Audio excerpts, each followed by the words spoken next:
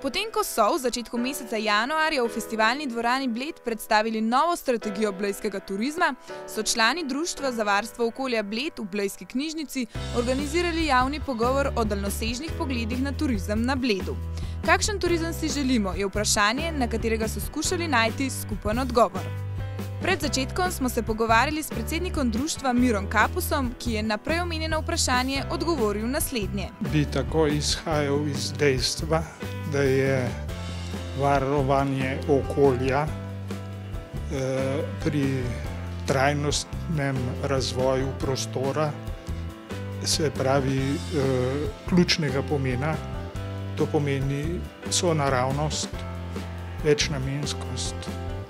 In glede na to, da je na Bledu so prisotne, torej na eni strani izjemne naravne in kulturne danosti, na drugi strani pa tudi izjemni interesi. Gre torej za to usklajenost enega in drugega. In to mislimo, da je osnovna, pričakujemo pač tudi v te strategije, da bo odgovorila na to osnovno vprašanje. V društvu želijo še posebej poudariti nekaj konkretnih primerov. V zvezi s kopanjem, recimo konkretno,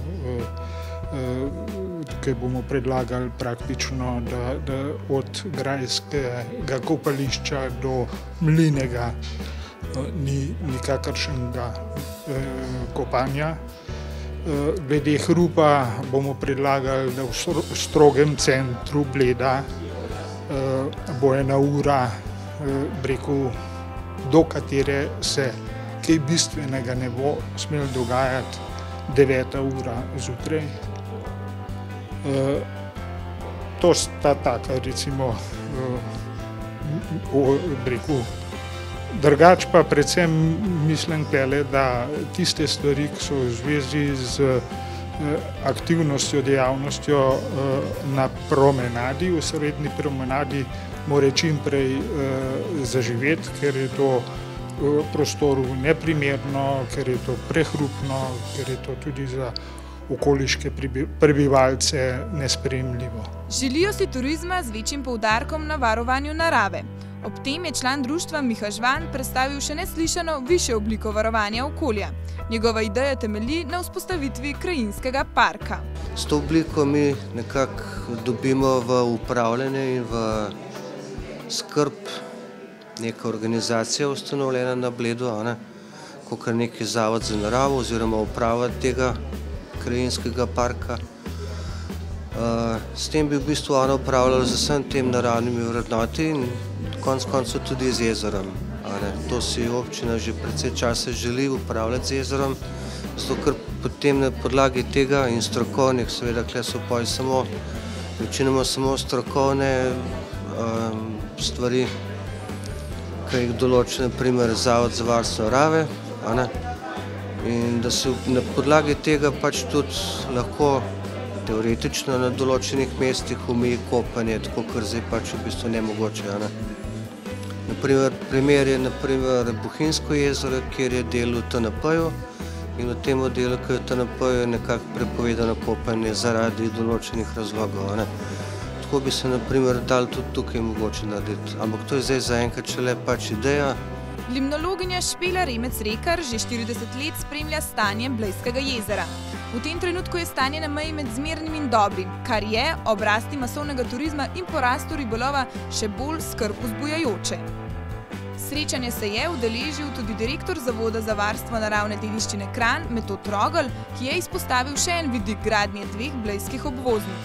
Skrbi ga namreč, kaj se bo zgodilo z Bohinjem, Pokljuko in drugimi alpskimi dolinami. Med zbranimi so bili tudi župan občine Bled Janez Fajfar, dr. Andrej Pompe, avtor strategije turistične destinacije Bled 2018-2025 in Tomaž Rogelj, direktor turizma Bled. Kakšnega turizma pa si želijo ostali udeleženci srečanja? Bi si želela ekološki turizem. Ohranjanje narave v vsem bistvu. Pa ne bi prepovedala mladim dostopa na Bled. naj hodijo vse generacije in obiskujejo to lepoto, zlasti pa očuvati jezero. Pred vandalizmom, pred onesnaževanjem in ohranjati 3 javna kopališča in niti metra levo-desno. Upam in želim si, da grejo določene stvari dejansko v pravo smer. Slišali smo na presenečenje mnogih, da ogromno stvari ni tako zelo enostavnih, kakor si jih mogoče laično nekje izza mize predstavljaš. Naredi to, pa samo nekdo nekaj naredi, pa je stvar odsvrta. Ni žal, oziroma ni tako enostavno veliko. No, si pa vsekakor želim takega turizma, da bojo oziroma bomo domačini lahko sooblikovali in od tega tudi kaj imeli. Se pravi, da ne bomo soustvarjali neke turistične podobe za narodov blagor in za prostovoljno delo in za mogoče kakšno drobtinco iz mize, ampak da bomo lahko aktivno sodelovali in od tega dejansko kaj imeli. Turizem, ki nam ga narekuje pokrajina sama. Če se vi ozrete po pokrajini, boste videli, da je to filigranska, gracilna pokrajina, ki ne prenese masovnega turizma, kjer je zelo važno, kako so stvari regulirane in kako spoštujejo tako turisti kot domačini svoje okolje in na kakšnem kulturnem nivoju ga držijo, da se ta lepota pokrajine prepleta z lepoto dogajanja. Direktor turizma je ob koncu debate, kjer so zbrani predstavili precej različne poglede na blejski turizem, izpostavil pomen sodelovanja. Mnenja so različna, a cilj je vsem skupen.